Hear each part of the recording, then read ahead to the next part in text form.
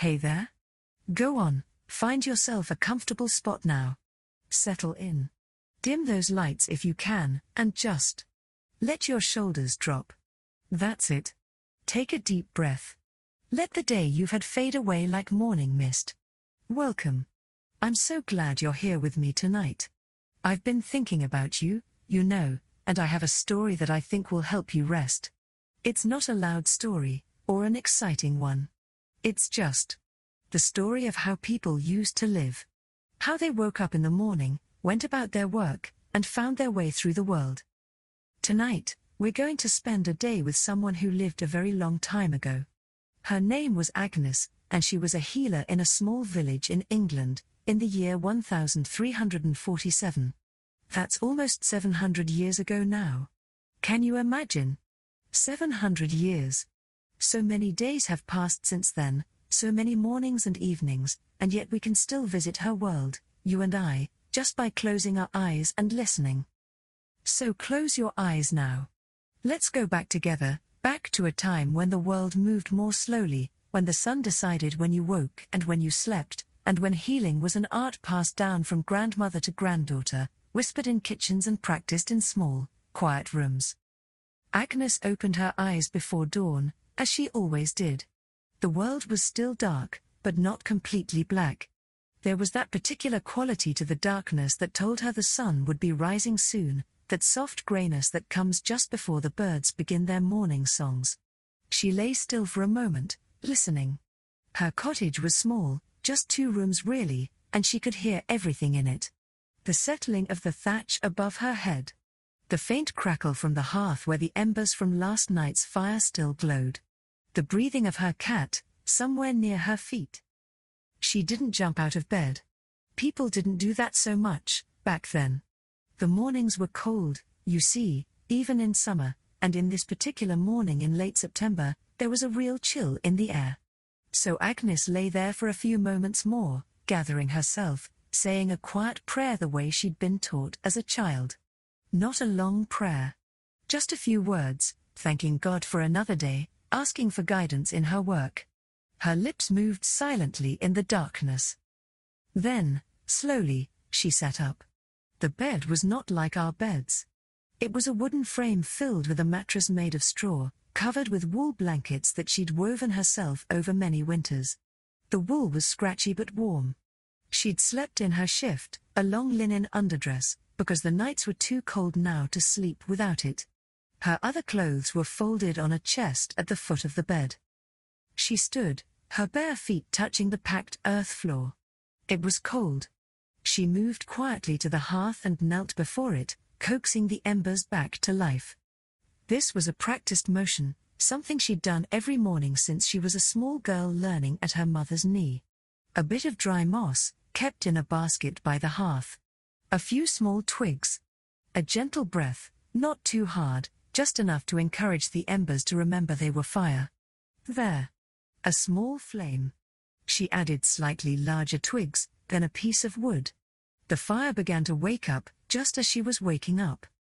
The light from the fire pushed back the darkness a little, making the room feel safer, warmer. Agnes went to the chest and dressed herself. First, her stockings, made of wool, tied up with garters. Then her kirtle, a long dress of undyed wool, practical and warm. Over that, her work apron. Her shoes were simple leather, soft-soled. She'd had them for 3 years now. They were wearing thin at the toe. She'd need to see the cobbler soon, but that was a thought for another day. She braided her hair, long and brown with a few threads of grey, though she was only 32 years old. People aged differently then. The sun and the wind and the work made their marks earlier. She covered her hair with a linen coif, pinning it carefully. A married woman or a widow covered her hair. Agnes was a widow. Her husband had died 4 years ago, a fever that came on fast and took him in 3 days. She'd tried everything she knew, every herb, every prayer, but sometimes, she'd learned, death came anyway, quiet and certain as winter. She didn't think about that now. Grief was like that, after enough time. It didn't disappear, but it became something you carried easily, like a smooth stone in your pocket. You knew it was there, but it didn't hurt to touch it anymore. The cat, a grey tabby named Mouse for her skill in catching them, came and wound herself around Agnes's ankles. Yes, yes, Agnes murmured. I know you're hungry. She went to the small pantry, just a shelf really, and got out a piece of dried fish. She gave half to Mouse, who took it delicately and carried it to her favorite spot by the hearth. The other half, Agnes wrapped back up. Food was never wasted. Now the room was light enough to see properly. The fire was burning well. Agnes filled a small pot with water from the bucket by the door and hung it over the fire to heat. While it warmed, she looked around her home with the practiced eye of someone who lived there every day but still noticed things. The main room was her workspace and her living space. There was the hearth, of course, with a few pots and a kettle.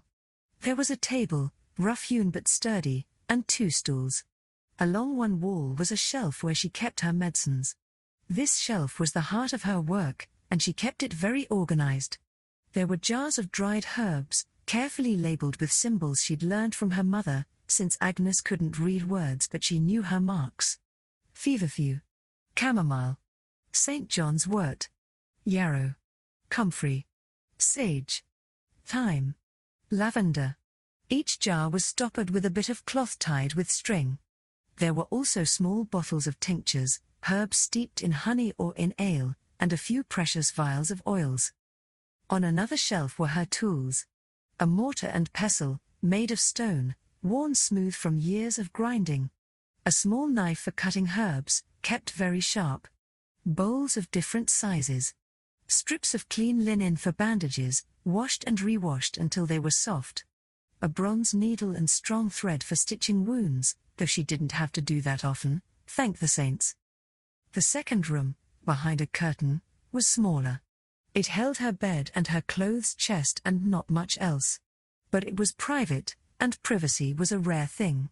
Most people in the village lived whole families to a single room. Agnes's cottage was on the edge of the village, near the woods, and people said it was the same cottage where the healer before her had lived, and the healer before that. It was the healer's cottage, and so it was hers. The water was hot now. Agnes made herself a simple breakfast.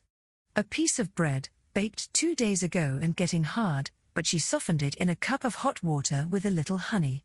She ate slowly, standing by the window. The window was small, just a square opening with wooden shutters. She'd opened them to let in the dawn air, and now she could see the sky turning pink and gold at the edges. The village was waking up. She could hear a rooster crowing, and somewhere, someone's cow was lowing to be milked. Agnes finished her bread and washed the cup. She checked her appearance one more time, smoothing her apron.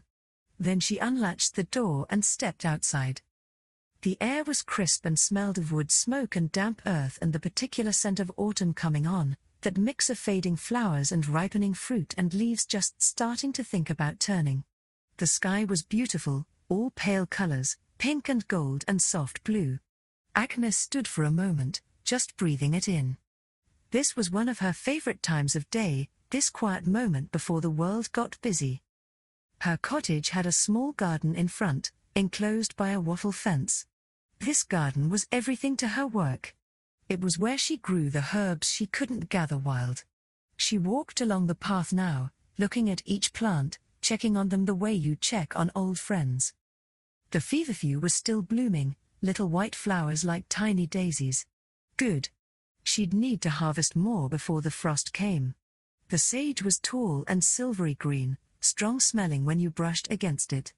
The lavender had finished blooming, but she'd dried plenty. The comfrey, with its big soft leaves, was still green and growing.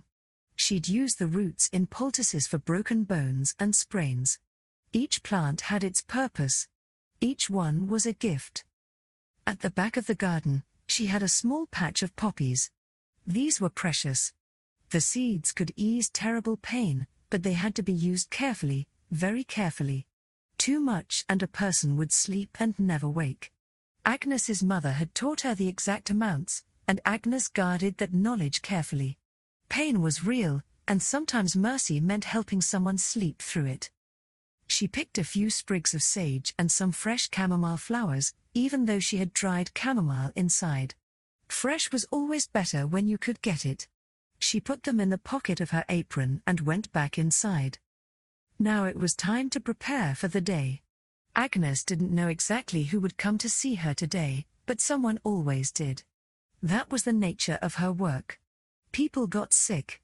They got hurt. They needed help. And they came to her because her mother had been the healer before her, and her grandmother before that, and people trusted the knowledge that was passed down.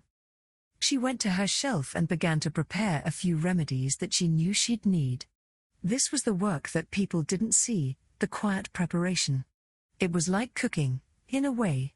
You had to know what to mix, how much, how long to steep or boil or grind. First, she made a fresh batch of feverfew tea. Feverfew was good for headaches and for women's monthly pains. She took a handful of the dried flowers and put them in a small pot with water, setting it near the fire to steep slowly. The smell was bitter but clean. Next, she prepared a salve for wounds. This was made of comfrey root, which she'd harvested and dried last autumn, ground to a powder, mixed with rendered sheep fat and a little beeswax to make it thick. She'd made a batch last week, but it was running low. She spent some time at her mortar and pestle, grinding the dried root. The sound was rhythmic, peaceful. Grind, grind, grind. The root turned to powder, pale and fine. She melted the fat in a small pan over the fire, added the powder, stirred it together. The mixture had to be warm but not hot, or it would lose its strength.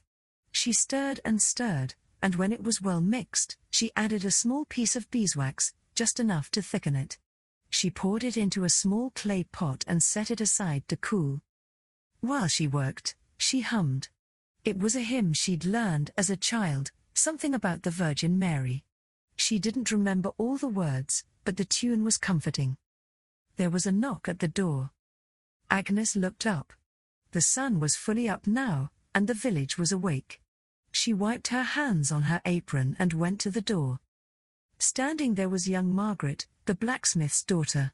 She was about 16, a sturdy girl with red cheeks and strong arms from helping her father at the forge.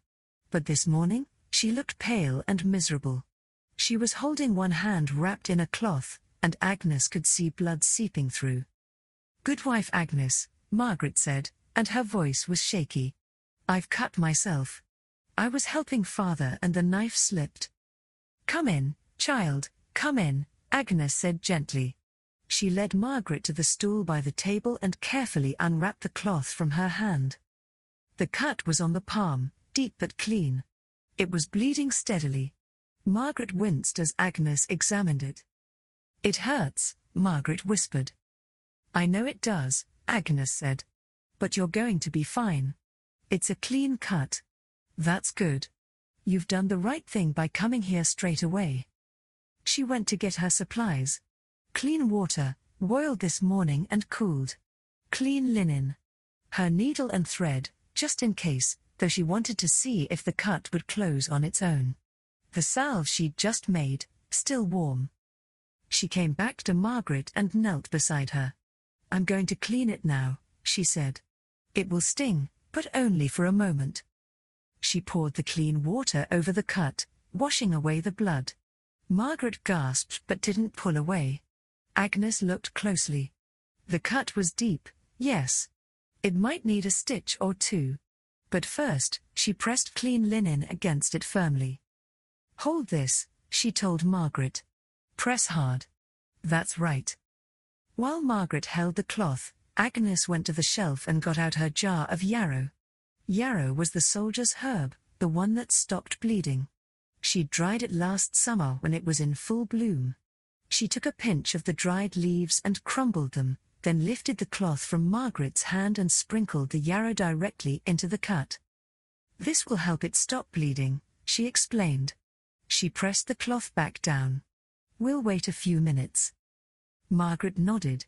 She was being very brave. Agnes smiled at her. "You're doing wonderfully. Tell me, how is your father? Is his back still troubling him?" This was another part of healing that people didn't always understand. You had to talk to people. You had to keep them calm. Fear made everything worse. A little, Margaret said. But the liniment you made him last month helped a great deal. He's not complaining as much.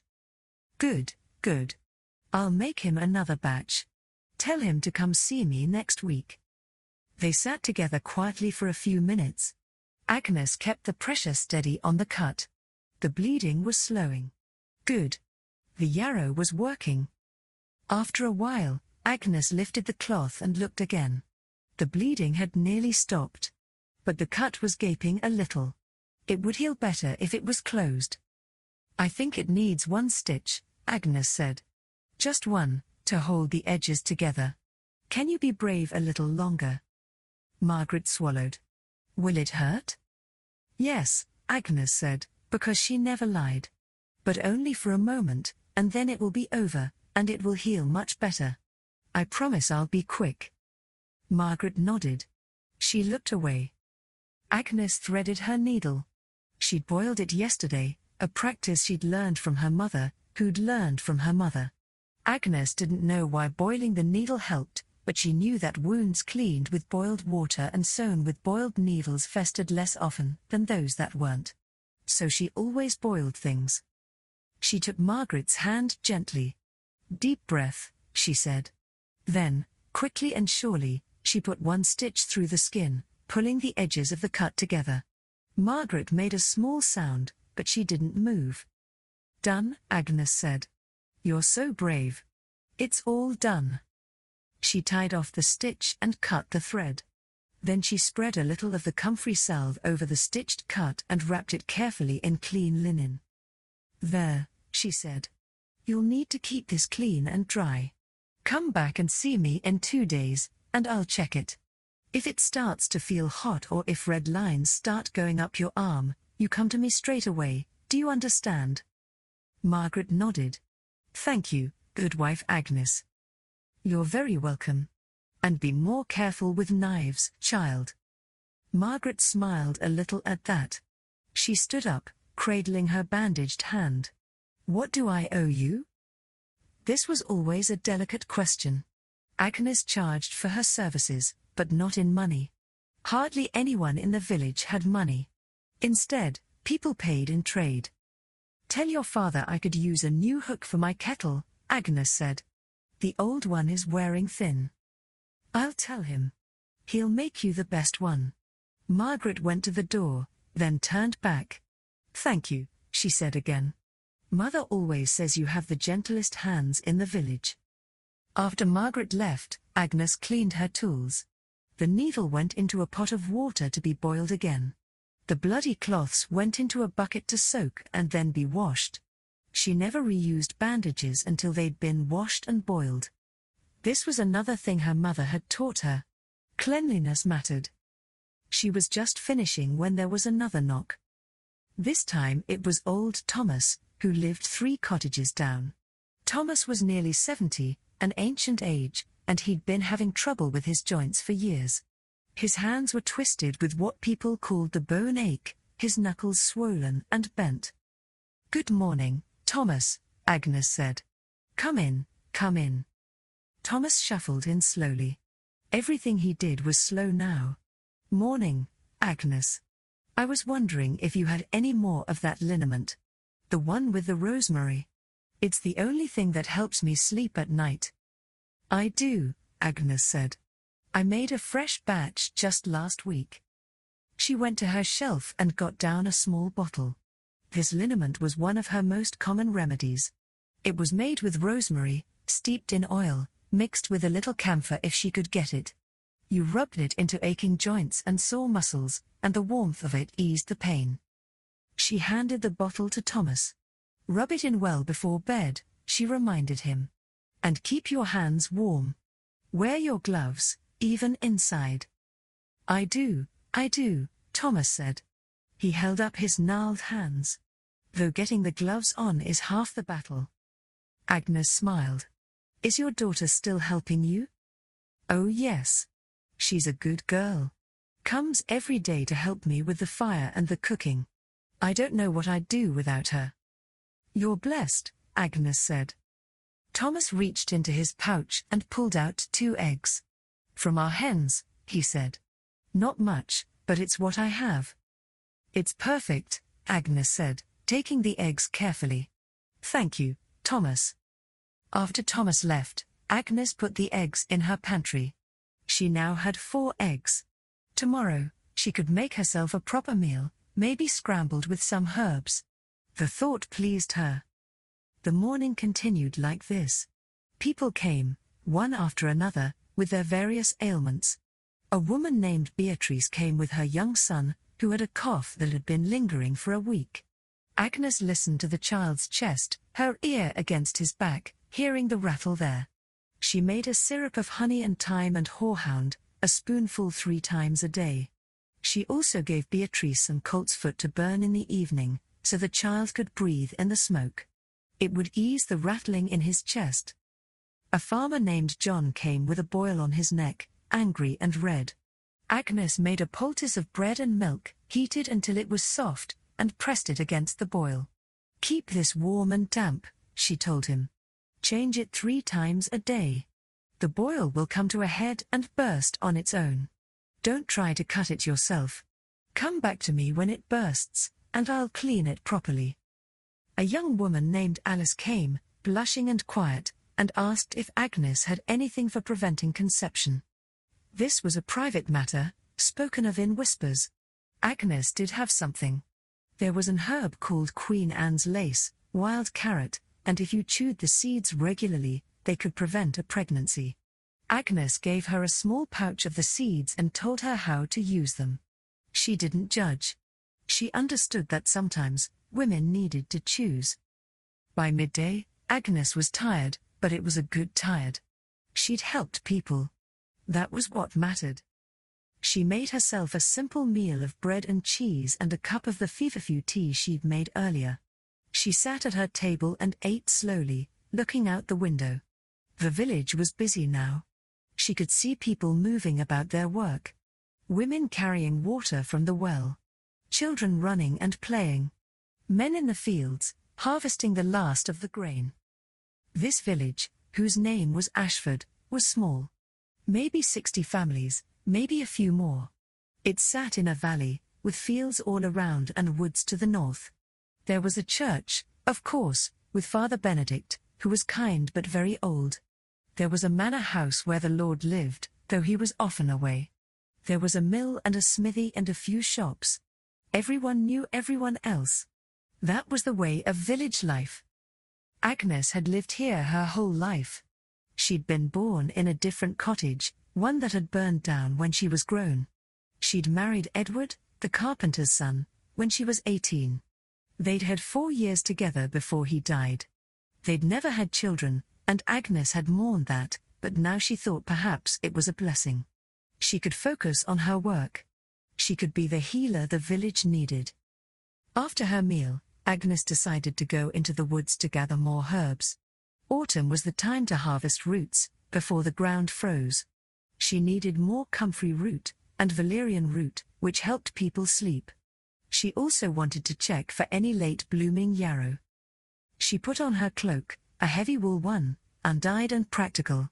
She took a basket and her digging stick and her knife. Then she set out, walking past the village and into the woods. The woods were beautiful. The trees were old and tall, mostly oak and ash and beech. The ground was covered in fallen leaves, crisp and brown, and they rustled as she walked. The air smelled of earth and decay and life, all mixed together. It was quiet here, the kind of quiet that settles into your bones and makes you breathe slower. Agnes knew these woods like she knew her own hands. She knew where the comfrey grew, near the stream where the ground was damp. She knew where the valerian liked to hide, in shady spots under the big oaks. She knew where to find mushrooms in the spring and blackberries in the summer and hazelnuts in the fall. She walked slowly, in no hurry. The woods were safe, for the most part. There were deer, of course, and rabbits and foxes. Sometimes people said they saw wolves, but Agnes had never seen one. She wasn't afraid. The woods were her friend. She came to the stream, a small clear brook that ran year-round. The water made a pleasant sound, burbling over stones. On the bank, the comfrey was growing, its leaves big and soft and slightly hairy. Agnes knelt and began to dig carefully with her digging stick, loosening the earth around the plant. She wanted the root, which was thick and dark on the outside, white inside. It took some work to get it out without breaking it, but she was patient. Patience was a big part of her work. She got 3 good roots, each as long as her hand. She brushed off the dirt and put them in her basket. Then she washed her hands in the cold stream water. As she was drying her hands on her cloak, she heard footsteps. She looked up and saw Father Benedict coming through the woods, walking with his staff. He was very old, perhaps 80, and he moved slowly, but his eyes were still bright. "Good day, Agnes," he called. "Good day, Father," she said, standing. "Are you out gathering mushrooms?" "I was," he said, smiling. He held up a small bag. "I found some good ones. God provides." "He does," Agnes agreed. They stood together in the dappled sunlight that came through the trees. Father Benedict looked at her basket. "Comfrey?" he asked. "Yes, Father. For healing." He nodded. "You do good work, Agnes. The Lord blessed you with your gift." Agnes felt a warmth at his words. "Thank you, Father. I just do what my mother taught me." "It's more than that," he said. "You have a calling, just as I do. We both serve, in our own ways." They talked for a few more minutes, about nothing in particular. The weather, the harvest, the health of the village. Then Father Benedict blessed her and went on his way, and Agnes continued her gathering. She found the valerian growing in a shady spot, just as she'd expected. The plant had died back for the winter, but the root was still good. She dug carefully, extracting the thick, pale root. It smelled strong, almost unpleasant, but that smell meant it was potent. Valerian root, dried and made into a tea, could calm the most anxious mind and bring sleep to those who lay awake at night. She gathered a few more plants, some late-blooming yarrow and a bit of St. John's wort, and then her basket was full. The sun was starting to lower in the sky. It was time to head home. Walking back through the woods, Agnes felt at peace. This was her life. The gathering, the preparing, the healing. It was simple, but it was enough. When she got home, she spread her gathered roots and herbs on her table and began the work of cleaning and preparing them. The comfrey roots needed to be washed thoroughly, scrubbed of all dirt. Then she would slice them and hang them to dry. The valerian root, too, needed to be washed and sliced. This work took time, and she did it carefully, with attention. While she worked, she thought about her mother. Her mother's name had been Joan, and she'd been the healer before Agnes. Joan had taught Agnes everything, starting when Agnes was just a small girl. Agnes remembered following her mother into these same woods, learning which plants were safe and which were poisonous. Learning how to dig roots without killing the plant, so it would grow back next year. Learning how to dry herbs so they kept their strength. Her mother had been a quiet woman, not given to many words, but patient and kind. She'd taught Agnes that healing wasn't just about the herbs. It was about listening. It was about being present with people in their pain. It was about knowing when to act and when to simply sit with someone as they suffered, offering comfort but not false hope. Agnes remembered one time, when she was about 12 years old, a man in the village had been gored by a bull. He'd been carried to her mother's cottage, bleeding terribly from a wound in his belly. Agnes had watched as her mother worked, trying everything she knew to stop the bleeding, to ease his pain. But it was too much. The wound was too deep. The man had died that night, and Agnes remembered her mother washing his body gently, preparing him for burial, tears running down her face.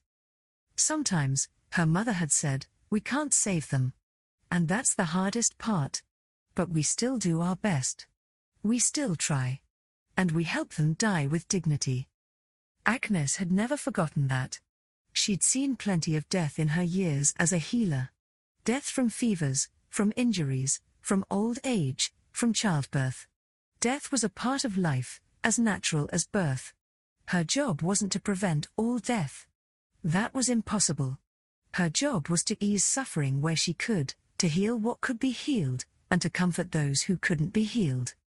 It was a heavy responsibility, but Agnes carried it willingly. As she was slicing the comfrey root, there was another knock at the door. She wiped her hands and answered it. This time, it was Sarah, the miller's wife. Sarah was a large woman with a kind face, and she was carrying a covered basket. "Agnes," she said, "I've brought you some bread and a bit of butter. Payment for the tonic you made my husband last month." "Oh, Sarah, you didn't have to bring so much," Agnes said, but she was pleased. The bread was fresh and smelled wonderful. "It's the least I can do." That tonic cleared up his stomach troubles completely. "He's like a new man." They chatted for a few minutes, and then Sarah left. Agnes put the bread and butter in her pantry. She was eating well these days. People were generous when they'd been helped. The afternoon wore on. Agnes finished preparing her roots and hung them to dry from the rafters, where they joined bunches of other herbs already drying there. Her cottage smelled wonderful, like a garden and a forest all mixed together. As the sun began to set, Agnes made herself dinner. She scrambled the eggs Thomas had given her, adding some of the fresh sage from her garden. She ate with a piece of Sarah's bread and butter. It was delicious, simple and satisfying. After dinner, she sat by the fire with Mouse on her lap, petting her soft fur. The light was fading, and she lit a candle, just one, because candles were expensive. She didn't need much light. She just sat, watching the fire, listening to it crackle. This was her favorite time of day, when the work was done and the world was settling into night. She felt tired, but it was a good tired. She'd helped people today. Margaret's hand would heal. Thomas's pain would ease. Beatrice's son would get better. She'd made a difference. As she sat there, she thought about the broader world she lived in. She didn't know much about it, really.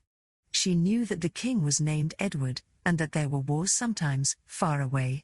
She knew that there was a great city called London, many days' walk from here, where the king lived in a palace. She knew that there was a pope in Rome, who was the head of the church. But these things seemed very distant and unreal. Her world was this village, these woods, these people. And yet, she was part of something larger. The knowledge she carried, the healing practices she used, these had been passed down for generations, maybe for hundreds of years. She was a link in a chain, connecting the past to the future. One day, she hoped, she'd teach someone else, and they'd carry on the work after she was gone. She didn't have a daughter of her own to teach, but there was a girl in the village, young Emma, who'd been showing interest. Emma was only 11, but she was clever and observant. Sometimes she came to Agnes's cottage and asked questions. "What's this plant for? Why do you use honey? Can you teach me?" Agnes had been thinking about taking Emma as an apprentice, teaching her the way Agnes's mother had taught Agnes. It was a comforting thought. The work would continue. There was a soft knock at the door. Agnes looked up, surprised. It was full dark now. Who would come so late? She went to the door and opened it. Standing there was William, one of the farmers, holding a small child wrapped in a blanket. "Agnes," he said, and his voice was urgent. "It's my daughter, little Anne. She's burning with fever. Please, can you help?" Agnes's peaceful evening vanished, replaced by immediate focus. "Bring her in," she said. "Quickly, lay her on my bed." William carried the child into the back room and laid her gently on Agnes's bed. Agnes brought her candle close and looked at the little girl. Anne was maybe 4 years old, a sweet child with curly brown hair. Her face was flushed bright red, and when Agnes touched her forehead, she was indeed burning hot. Her breathing was fast and shallow. "How long has she been like this?" Agnes asked. "Since this afternoon," William said. "She was fine this morning, playing, and then she said she felt tired. By evening, the fever had come on. Agnes nodded. Fevers in children were dangerous. They could spike quickly. She needed to work fast. "I need you to go home and send your wife here with more cold water," she told William. "And bring me a sheet, a large one. Can you do that?" "Yes, yes." William ran out. Agnes turned her attention to the child. First, she needed to bring the fever down. She went to her shelf and grabbed several things. Willow bark, which she'd dried last spring. Feverfew. Elderflower. She also got clean cloths and a basin of cool water. She made a strong tea of willow bark and elderflower, steeping it quickly over the hot fire. While it steeped, she soaked the cloths in cool water and laid them on Anne's forehead, neck, and wrists. The child whimpered but didn't wake fully. She was too deep in the fever. When the tea was ready, Agnes cooled it quickly by pouring it back and forth between 2 cups, then carefully lifted Anne's head and got her to drink a few sips. The child swallowed reflexively. Good. Agnes kept changing the cool cloths, over and over, keeping them cold against the child's burning skin. She sang softly, a lullaby her own mother had sung to her. "Hush now, little one. The night is long but morning comes. Hush now, little one. You're safe and warm and loved." William returned with his wife, Mary, who was crying. They brought cold water and a sheet. Agnes had them help her wrap the child in the damp sheet, not dripping wet but damp enough to help cool her down. It was a technique she'd used before, and it worked sometimes. "Will she be all right?" Mary whispered. "I'm doing everything I can," Agnes said. She wouldn't promise. She'd learned not to promise. "Sit with me. We'll watch her together." And so they sat, the 3 of them, through the long night. Agnes kept changing the cool cloths. She got Anne to drink more of the tea, sip by sip. She checked the child's breathing, her pulse. The fever stayed high, terrifyingly high, for hours. Agnes prayed, silently and then aloud. "Holy Mary, Mother of God, watch over this child. Please, if it be your will, let her live." William and Mary prayed too, their voices joining hers. The candle burned down, and Agnes lit another. The fire needed to be fed, and she did that too, never leaving the bedside for more than a moment. And then, somewhere in the deepest part of the night, when it felt like morning would never come, Agnes felt Anne's forehead and it was cooler. Just a little, but definitely cooler. "The fever's breaking," Agnes whispered. Mary gasped and began to cry in earnest, tears of relief this time. They kept watch for another hour, and the fever continued to drop, slowly but steadily. Anne's breathing became easier. She fell into a real sleep, not the terrible unconscious state of high fever. "She's going to be all right," Agnes said finally. "The worst has passed." William and Mary both embraced her, thanking her over and over. Agnes felt tears in her own eyes. This was why she did this work. This moment. This child, sleeping peacefully now, who would wake up tomorrow and play and grow and live. "Take her home," Agnes said. "Keep her warm and quiet for a few days. Give her broth and water, plenty to drink. If the fever comes back, bring her to me immediately. But I think she'll be fine." William carried Anne home, still sleeping, wrapped in the damp sheet. Mary hugged Agnes once more before following her husband. Agnes was alone again. She looked around her cottage. It was a mess. Cloths everywhere, the fire burning low, her bed damp. She was exhausted. But first, she cleaned up. This was important. She couldn't leave things in disarray. She gathered the cloths to be washed. She remade her bed with dry blankets. She banked the fire for the night. She washed the cups and the basin. Only then did she let herself sit down. Her hands were shaking a little, the way they always did after a crisis. The fear came later, once it was over.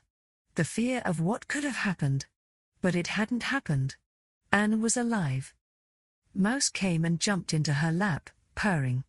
Agnes stroked her soft fur and felt herself calming.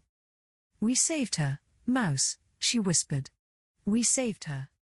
She sat there for a while longer, until her hands stopped shaking. Then she stood, blew out the candle, and went to bed. She lay in the darkness, listening to the night sounds. An owl hooting somewhere. The wind in the thatch. Her own breathing? She thought about the day she'd had. The cut hand, the aching joints, the cough, the boil, the gathering in the woods, and finally, the fever. Each person who'd come to her had needed something, and she'd given what she could. Sometimes it was herbs. Sometimes it was knowledge. Sometimes it was just her presence, her calmness, her assurance that they weren't alone in their suffering. That was the heart of healing, she thought. Not the herbs, really, though they helped. The heart of it was being present. Being willing to sit with people in their fear and their pain and say, "I'm here. We'll face this together." Her mother had taught her that. And one day, she'd teach it to Emma, or whoever else came to learn. The work would continue, generation after generation, quiet and essential, like water or bread. Agnes closed her eyes and let sleep take her. She dreamed of the woods, of walking through them in summer when everything was green and growing. She dreamed of her mother, young and strong, showing her how to braid willow withes into a basket. She dreamed of a garden where every plant was blooming at once, a riot of color and scent. When she woke again, it was dawn.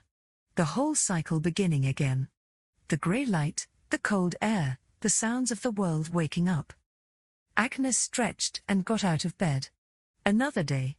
More people would come. More needs to be met. And she would meet them, one at a time, with patience and skill and compassion. She knelt by the hearth and coaxed the fire back to life. The flames caught and grew. She filled the kettle and hung it over the fire. While the water heated, she went outside to check her garden. The morning was cool and fresh. The plants were covered in dew, sparkling in the early light. She picked a bit of mint and brought it inside, adding it to her morning cup of hot water. She thought about stopping by William and Mary's cottage later, just to check on little Anne. But she wouldn't go too early. She'd let them sleep. For now, she sat at her table and drank her mint water and watched the sun rise through her small window. This was her life. This was what she'd been put on this earth to do. And she was grateful for it, every single day. Now, let me tell you a little more about the world Agnes lived in, because understanding that world helps us understand her work. Medieval England in 1347 was a very different place from the world we know. There were no hospitals, not like we have today. There were monastery infirmaries, where monks cared for the sick, but those were mostly for pilgrims and travelers, not for ordinary village people. For the people of Ashford and thousands of villages like it, the healer was the only medical help they had. Healers like Agnes, sometimes called wise women or cunning women, existed in a complicated space in medieval society. They weren't quite respectable, because healing involved knowledge of herbs and charms that some people thought came dangerously close to magic. And magic was associated with the devil. The church was always watching, always wary of anything that seemed like witchcraft. But at the same time, healers were essential. Priests could pray for the sick, and prayer was important, but priests didn't know which herbs to use for a fever or how to set a broken bone. So communities tolerated their healers, needed their healers, even while sometimes being a little bit afraid of them. Agnes was careful. She always went to church on Sunday. She always said her prayers publicly. She never claimed to do magic. Everything she did, she attributed to God's grace and the natural properties of plants that God had created. She was careful with her words, careful with her reputation. But she also knew things that couldn't be explained by church doctrine. She knew that willow bark eased pain and fever, though she didn't know it was because willow contains a substance similar to aspirin. She knew that moldy bread, applied to a wound, sometimes prevented infection, though she didn't know about penicillin. She knew that pregnant women who ate certain herbs sometimes lost their babies, though she didn't know the biological mechanisms. Her knowledge was empirical, based on centuries of observation and trial and error, passed down from woman to woman in an unbroken chain stretching back to who knows when. This knowledge was precious and also dangerous. Agnes guarded it carefully. She didn't teach just anyone. The knowledge could be used to heal, but it could also be used to harm. The same herbs that could ease childbirth could also cause a miscarriage. The same preparation that could help someone sleep could, in a larger dose, kill them. So Agnes had to be trustworthy. The village had to believe that she would use her knowledge only for good. And mostly, they did believe it. She'd lived among them all her life. They knew her. They knew her mother had been good and her grandmother before that. They trusted the line. But trust was fragile. Agnes knew of healers in other villages who'd been accused of witchcraft, driven out, even killed. It didn't take much. A few crops failing, a few children dying, and people would look for someone to blame. The healer, with her mysterious knowledge, was an easy target. So Agnes was always careful. She was quiet, modest, devout. She never boasted. She never claimed credit, instead saying God willing and by God's grace and the saints have been kind. She made herself small and necessary and unthreatening. It was a tightrope to walk, but she walked it well. Let me tell you about some of the herbs Agnes used, because they're interesting, and understanding them helps you understand her work. Willow bark, which Agnes used for Anne's fever, contains salicin, which the body converts into salicylic acid. This is the same basic compound that modern aspirin is derived from. Medieval healers didn't know the chemistry, but they knew willow bark reduced fever and eased pain. They'd been using it for centuries. Feverfew, those little white flowers Agnes had in her garden, was used for headaches and migraines. Modern research has shown that feverfew does indeed have compounds that can help prevent migraines. Again, Agnes didn't know the science, but she knew it worked. Comfrey, with its big soft leaves and thick roots, contains allantoin, which promotes cell growth and helps wounds heal. It was used for broken bones, sprains, and cuts. Knitbone, some people called it. Agnes's salve, made of comfrey and fat, was basically a herbal healing ointment, and it genuinely did help wounds close faster. Yarrow, the soldier's herb, really does help blood clot. It's been used on battlefields for thousands of years.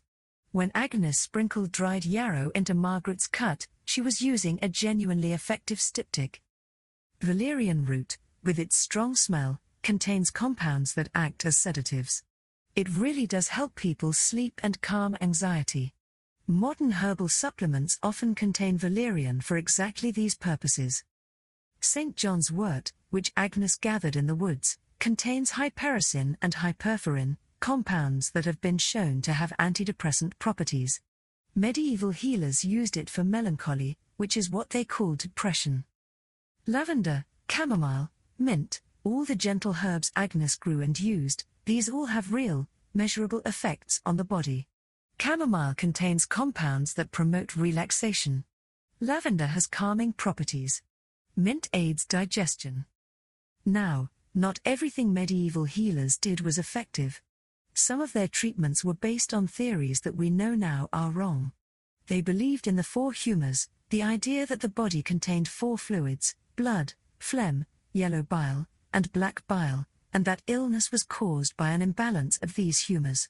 This led to treatments like bloodletting, which was usually harmful rather than helpful. But Agnes, as a village healer, mostly didn't do bloodletting. That was more the province of physicians and barber surgeons, the more official medical practitioners. Agnes worked with plants, with foods, with external applications. And many of her remedies, the ones based on centuries of observation, genuinely worked. She also worked with something else, something that's harder to quantify but just as important, the placebo effect, the healing power of care and attention and hope. When Agnes sat with a sick person, held their hand, spoke calmly to them, gave them something to drink that smelled nice and tasted soothing, their body relaxed. Stress decreased. And we know now that stress affects healing, that a calm mind helps the body recover. Agnes was providing holistic care, even though she'd never heard that term. She treated the whole person, not just the symptoms. She considered their fears, their living conditions, their family situation. She gave practical advice: keep warm, rest, drink plenty of fluids, keep wounds clean. All of this helped. Let me tell you about a few more days in Agnes's life, because one day doesn't capture the full scope of her work.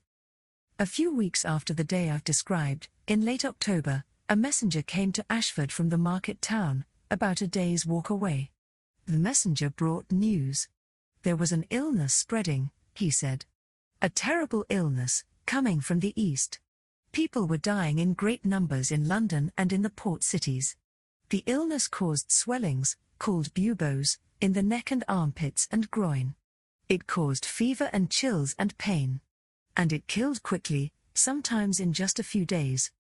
The messenger said people were calling it the Great Mortality. Some called it God's punishment for sin. The priests were telling everyone to pray and do penance. When Agnes heard this news, she felt a chill in her heart.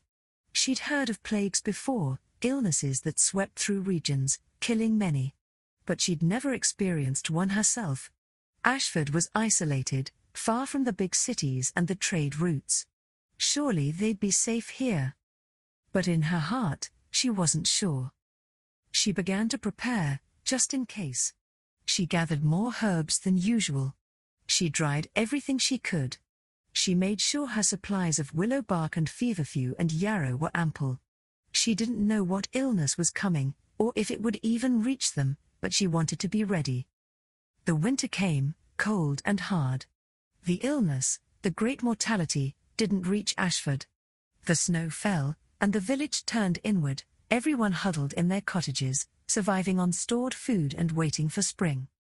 Agnes spent the winter working on her stores. She made salves and tinctures. She spun wool and wove cloth, because healing didn't pay for everything, and she needed to trade for food. She also spent time with young Emma, teaching her. Emma came once a week, and Agnes showed her the herbs, taught her their names and uses. Emma was a good student, curious and careful. Agnes began to hope that Emma would be the next healer, when Agnes was old or gone. They would sit together by the fire, and Agnes would tell Emma the things her mother had told her. Always boil your water before cleaning a wound. Always wash your hands after handling a sick person. Never promise to save someone, promise only to do your best. Be kind, always be kind, because kindness is its own medicine. Emma listened and remembered. Spring came, and with it, the first flowers. Agnes went into the woods and gathered fresh greens, which people needed after a winter of dried and salted food. Fresh greens prevented scurvy, though Agnes didn't know the word scurvy. She just knew that people who ate greens stayed healthier. And then, in early summer, in June of 1348, the illness arrived. It came with a traveling peddler who'd been to the market town. He came to Ashford selling ribbons and needles and news. 2 days after he left, he was found dead on the road, his body swollen and black. And then people in the village started to fall ill. The first was the blacksmith, Margaret's father. He woke one morning with a headache and a fever. By afternoon, there were swellings in his neck, hard and painful. By evening, he was delirious. By the next morning, he was dead. Agnes had gone to him, of course. She'd tried everything. Poultices on the swellings to draw out the poison. Fever-reducing teas. Cool cloths. Prayer. Nothing worked. She watched him die, unable to help, and it broke her heart. And then there was another case. And another. The illness moved through the village like fire through dry grass. It was the plague, the Great Mortality, the Black Death, though people in Ashford didn't use that name yet. Agnes worked without stopping. Day and night, she went from house to house, trying to help. She made people as comfortable as she could. She held their hands. She prayed with them. She closed their eyes when they died. She saw things she'd never forget. Whole families wiped out in a week. Children orphaned. bodies piling up faster than they could be buried. Father Benedict, old and frail, working himself to exhaustion, giving last rites, until he too fell ill and died. Agnes didn't get sick, though she was exposed over and over. Some people didn't, for reasons no one understood then and we don't fully understand now. Perhaps her blood type, perhaps some previous exposure to a similar pathogen, perhaps just luck. She didn't know why she was spared, but she kept working. She watched Margaret die, the brave girl whose hand she'd stitched months before. She watched Thomas die, the old man with the aching joints. She watched William and Mary survive, but lose their little Anne, the child Agnes had saved from fever, only for the plague to take her anyway. Half the village died. Half. 30 families reduced to 15. The survivors were traumatized, grief-stricken, terrified. And then, as suddenly as it had come, the plague left. There were no new cases. The dying stopped. The summer wore on, hot and terrible, and the survivors buried their dead and tried to figure out how to go on. Agnes had never worked so hard or felt so helpless. All her knowledge, all her skills, had been useless against this illness. She'd saved no one. She'd only been able to witness and comfort and grieve. She wondered if she should give up. What was the point of being a healer if she couldn't heal? But then she thought of the people she had held as they died, how they'd clung to her hand, how they'd been grateful not to die alone. She thought of the children she'd cared for, making their last days less frightening. She thought of the survivors, who needed her now more than ever, to help them recover from their grief and trauma. Healing wasn't just about curing illness, she realized. It was also about bearing witness. About being present in suffering. About offering comfort even when cure was impossible. So she kept going. She helped the survivors. She treated the smaller illnesses that came after, the dysentery and the fevers and the injuries. She made soothing teas for people who couldn't sleep, who were haunted by nightmares. She sat with widows and widowers and listened to them talk about the loved ones they'd lost. And she kept teaching Emma, because the work had to continue. Emma had lost her parents to the plague. She lived with her aunt now. She needed something to hold on to, some purpose. Agnes gave her that purpose. Years passed. The village slowly recovered. New people moved in from other places, also devastated by the plague. They intermarried with the survivors. Life went on, because life always does. Agnes grew older. Her hair turned fully grey, then white. Her hands became less steady. But she kept working as long as she could. When she was 60, a very old age, she finally passed the work fully to Emma, who was now a grown woman, skilled and knowledgeable and kind. Emma moved into the healer's cottage, and Agnes moved to a smaller cottage nearby, where Emma could care for her. Agnes spent her last years sitting in the sun, petting cats, telling stories to children. She'd lived through the worst thing imaginable, and she'd survived. She'd helped where she could. She'd done her best. When she died, peacefully in her sleep at the age of 63, the whole village mourned. They buried her in the churchyard, under a simple wooden cross. They remembered her as the healer who'd stayed, who'd never fled, who'd held their hands through the darkest time. And Emma carried on the work, just as Agnes had carried on her mother's work. The chain continued, unbroken, all the way down to today, in a way. Because we still have healers, people who dedicate their lives to easing suffering, to being present with the sick, to doing their best even when the outcome is uncertain. Agnes would recognize them, I think. The nurses and doctors and hospice workers and herbalists and therapists, all the people who sit with suffering and say, I'm here. We'll face this together. That's the legacy she left. That's the story of her life. So now, as we come to the end of our time together, I want you to think about Agnes. Think about her quiet cottage, her garden, her shelf of herbs. Think about her patient hands, her gentle voice, her willingness to be present even in the face of death. Think about how she woke each morning and tended the fire. How she welcomed each person who came to her door. How she gathered plants in the forest and prepared them with care. How she sat through long nights with feverish children. How she endured the plague and kept going. Her life was simple, but it was full of meaning. She knew who she was and what she was meant to do. She served her community with everything she had. There's something peaceful about that, isn't there? Something restful. The idea of a life lived with purpose, with skill, with compassion. A life connected to the earth and the seasons and the needs of other people. You don't have to be a medieval healer to live that way. You can find your own way to serve, to be present, to offer what you have. Your own herbs to grow, your own fire to tend, your own hand to offer in times of trouble. But that's a thought for tomorrow. For now, just rest. Let Agnes's story settle into your mind like a gentle blanket. Let yourself imagine that small cottage, the smell of herbs, the sound of the fire crackling. Let yourself feel the peace of a simple life, well lived. You're safe. You're warm. You're allowed to rest now. The day is done. The work is finished. Tomorrow will come with its own tasks, but for now, there's only this moment, this quiet, this peace. Sleep well, dear one. Let go of everything you've been carrying. Let Agnes and her herbs and her quiet wisdom watch over you as you drift away. The fire is burning low. The cat is purring. The world outside is quiet and dark. And you can sleep now, deeply and peacefully, knowing that somewhere, sometime, there was a woman who woke each morning and chose to help, who lived simply and gave generously, who made the world a little bit better by being in it. That's enough for tonight. That's more than enough. Good night. Sleep well. Let your dreams be gentle.